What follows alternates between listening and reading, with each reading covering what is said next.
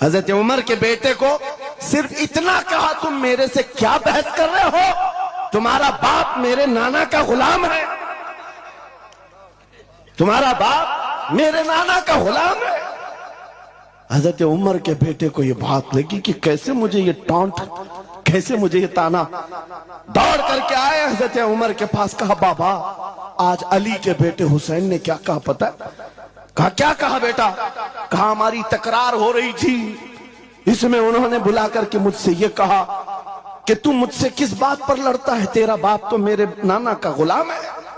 حضرت عمر نے کہا ایسا کہا انہوں نے، ایسا کہا؟ کہا سچ کہہ رہا ہوں بابا ایسا ہی کہا۔ کہا بلا لا حسین، بلا لا۔ طلب کیا گیا، امام حسین کو بلایا۔ بیٹا حضرت عمر کا، ہو سکتا ہے اس وقت ان کو یہ خیال ہو کہ شاید زجر و توبیخ ہو جائے، ڈانٹ ڈپٹ ہو جائے۔ حضرت عمر آتے ہیں، کہتے ہیں اے حسین ابن علی، یہ میرا بیٹا جو کہہ رہا ہے کیا یہ بات سچ ہے؟ کیا آپ نے اس کو ایسا کہا کہ تیرا باپ میرے نانا کا غلام ہے؟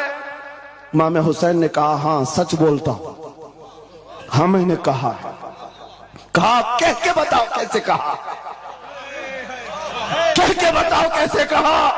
کہا میں نے ان سے کہا تیرا باپ میرے نانا کا غلام۔ حضرت عمر نے کہا اور ایک بار کہو، پھر کہا اور ایک بار کہو۔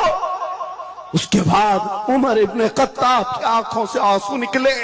کہا اپنے بیٹے کو کیا بہترین تکرار کر کے آیا ہے، یہ حسین یہاں گواہی دے رہے ہیں، کل قیامت کے دن یہ اتنا کہہ دے میری زندگی وصول ہے۔